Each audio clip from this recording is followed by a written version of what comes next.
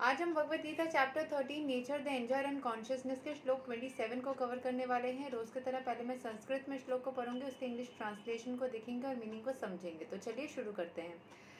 यावत् संजयते किंचित सत्त्वां स्थवरा जंगमां क्षेत्रा क्षेत्रगणा संयोगात् तद विद्धि भरतर्षभा।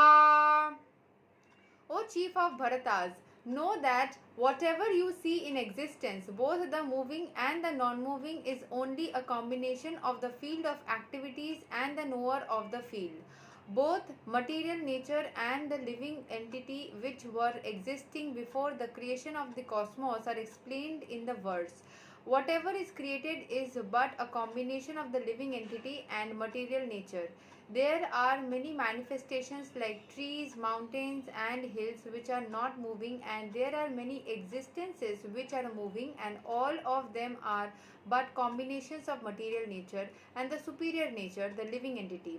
मतलब यहाँ के बोला जा रहा है कि मटीरियल नेचर जो है और जो यहाँ पे भगवान श्री कृष्ण क्या बोल रहे हैं, O chief of the Bharatas, know that whatever you see in existence, जो भी सारी चीज़ें तुम रियलिटी में देख रहे हो, both the moving and the non moving, जो मूव कर रहा है या नहीं चल रहा है, is only a combination of the field of activities, मतलब कॉम्बिनेशन ऑफ जो हमारा शरीर है एंड सोल, शरीर एंड सोल एक साथ में आता है तभी सारे कार्य बनते हैं। ठीक है। सो both material nature and the living entity which were existing before the creation of cosmos, जो भी सारे चीज़ें मतलब जो मटेरियल चीज़ें, जो लिविंग एंटिटी, जो भी सारे चीज़ें कॉस्मोस से पहले एग्जिस्ट करे थे, or explain in this words.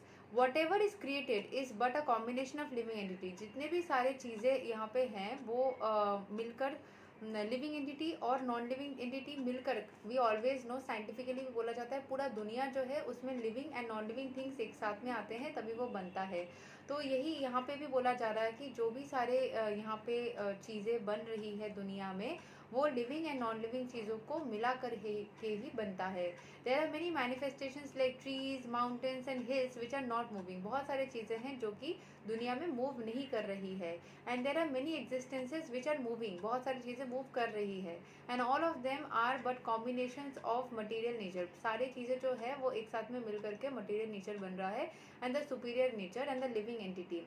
मतलब यहाँ पे जो पूरा हमारा दुनिया है इसमें सुपीरियर जो हमारे भगवान है वो तो है ही, नॉन लिविंग थिंग्स भी है एंड लिविंग थिंग्स भी है, सब कुछ मिलाकर ही दुनिया बन रहा है। वो साइंस पढ़ा रहे हैं, पता है आपको, जो हम चीज़ें साइंस में, जब सारे लर्नेड लोग हैं वो बोलेंगे तो हमने साइंस में पढ़ा हुआ है, ये सब इधर क्यों बता रहे हैं। भगवद गीता को ऐसे डिज़ाइन किया जाता है कि आप इसको पढ़ करके बहुत सारी चीज़ें दुनिया के बारे में जान जाओ।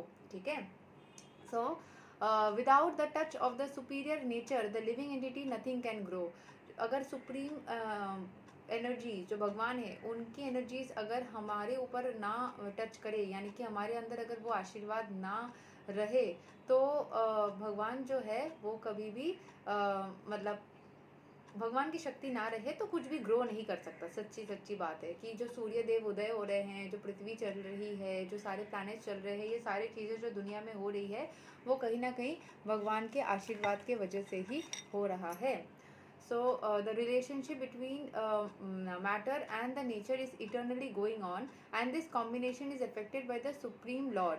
Therefore, He is the controller of both the superior and the inferior nature. तो भगवान जो है वो सुपीरियर एंड इन्फीरियर दोनों चीज़ों को ही कंट्रोल कर रहे हैं। जो सारे समस्याएं हैं, जो सारी अच्छाई हैं, वो सारे भगवान के हाथ में इससे कंट्रोल हो सकती है। The material nature is created by him and the superior nature is placed in the material nature. तो पूरे जो दुनिया है उसमें मटेरियल नेचर उन्हीं ने बनाया है, मतलब पूरे दुनिया को उन्हीं ने बनाया है। एंड जो सुपीरियर नेचर है, जो अच्छाइयाँ हैं, वो भी मटेरियल नेचर के अंदर उन्होंने ही रखा हुआ है। And thus all this activities and manifestations takes place. तो जो सारे एक्टिविटीज़ हम करते हैं, जो मैनिफेस्टेशन मतलब जो विशेस फुलफिल होती है, वो सब इस दुनिया में होती है। भगवान की इच्छा से, भगवान की कृपा से हर एक चीज़ को पॉसिबल होते हुए हम देख सकते हैं। So everything is getting manifested because of the grace of God. भगवान के बगैर कुछ भी नहीं हो सकता।